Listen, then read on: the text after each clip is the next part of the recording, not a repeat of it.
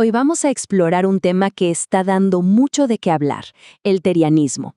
Pero no lo veremos solo como una tendencia más de Internet, sino como lo que el material de origen sugiere, un síntoma de una crisis espiritual mucho más profunda. Y para empezar, tenemos que hacernos una pregunta que es la base de todo este análisis. ¿Qué pasa cuando una cultura, una sociedad entera, empieza a olvidar quién es en realidad? Esta es la pregunta que nos va a guiar. A ver, ¿de qué hablamos exactamente cuando decimos terianismo? Pues se trata de la creencia de que una persona se identifica en un nivel muy profundo y personal como un animal no humano. Y el nombre, por cierto, viene del griego terion, que significa literalmente bestia, un dato bastante revelador. Bueno, ¿cómo vamos a abordar esto? Esta es nuestra ruta. Primero, veremos la confusión de identidad. Luego, el contraste entre hombre y bestia. Después, la crisis de desconexión. ¿Cómo la era digital influye en todo esto? Y finalmente, ¿cuál sería una respuesta responsable? Ok, punto número 1. Hay que dejar algo claro desde el principio. Desde la perspectiva que analizamos, esto no es simplemente una moda pasajera. Se ve como una señal de alerta, un síntoma de fracturas mucho más profundas a nivel espiritual y de lo que significa ser humano. Y aquí hay una cita que de verdad le da en el clavo al problema. Lo que sugiere es que se crea una especie de vacío, y cuando no hay una enseñanza clara y sólida sobre quiénes somos, ese vacío se llena con lo que sea, percepciones, emociones, impulsos, cimientos mucho más inestables para construir una identidad. Muy bien, pasemos al segundo punto, porque para entender esto a fondo tenemos que revisar un contraste que es fundamental en las escritoras, la diferencia radical entre el ser humano creado a imagen de Dios y lo que se simboliza como la bestia. Y todo esto arranca, claro, en el Génesis. Esta declaración es clave. Desde el primer momento se establece una separación ontológica, una diferencia en la esencia misma entre los seres humanos y el resto de la creación. Se nos da un lugar y un propósito únicos. Miren esta tabla, es súper clara. A un lado, la imagen de Dios. ¿Qué implica? Conciencia moral, responsabilidad espiritual, una vocación eterna. Estamos coronados de gloria y honra. Y del otro lado, el símbolo de la bestia. Poder sin redención, una existencia sin rumbo divino, la creación totalmente separada de su creador. El contraste es brutal. Ok, la pregunta del millón es, ¿y qué pasa cuando esa conexión con lo divino se rompe? Bueno, las escrituras describen un proceso muy específico. Es casi como una caída en espiral de desorientación. Y este salmo lo resume de una forma, wow, increíblemente directa. La palabra clave aquí es entiende.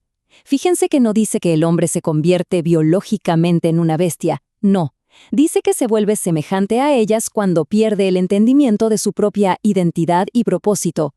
El apóstol Pablo, en su carta a los Romanos, lo detalla paso a paso. Lo llama el intercambio fatal. Miren la secuencia. Primero, la desconexión de Dios. Eso lleva a razonamientos vacíos.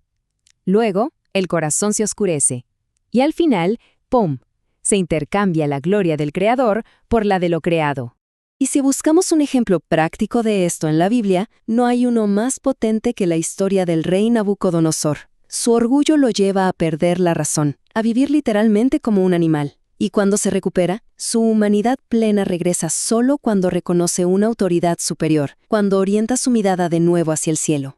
Bueno, hasta ahora hemos hablado de conceptos bastante antiguos, ¿verdad? Pero, ¿cómo aterriza todo esto hoy en el siglo XXI? Aquí es donde entra en juego nuestra era digital. Es un amplificador potentísimo de esta crisis ancestral. Miren esta línea de tiempo. La idea de mezclar lo humano y lo animal no es para nada nueva.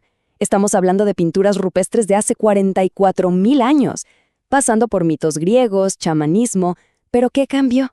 En 1992, Internet crea la primera comunidad, y hoy las redes sociales lo amplifican y legitiman a una escala nunca antes vista. Y aquí está la clave del asunto. La tecnología no inventó la confusión, pero sí le dio una plataforma, un megáfono. El concepto del yo ha cambiado. Ya no es una realidad que uno descubre, sino un proyecto que uno edita, como si fuera un perfil en una red social. Y eso, claro, lo vuelve increíblemente inestable. Bien, después de todo este recorrido, llegamos a la parte práctica. Si todo esto es así, ¿cuál es la forma responsable de responder?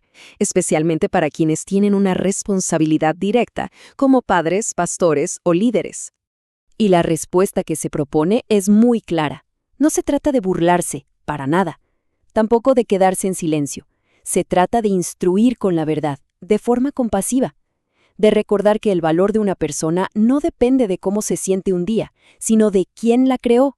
Y la verdad de ser imagen de Dios no es algo negociable. Al final, todo nos regresa al mismo punto. Al principio de todo, a esa imagen tan poderosa del Génesis. ¿Somos polvo de la tierra? Sí, pero con el mismísimo aliento de vida soplado por Dios. Esa es la fuente de nuestra dignidad, una dignidad única e inalterable. Así que cerramos con esta pregunta, que es para reflexionar. Para poder recordar quién es el ser humano, ¿será que primero tenemos que recordar quién es Dios? Una idea que sin duda va mucho más allá del terianismo y nos toca a todos. Gracias por acompañarnos en este análisis.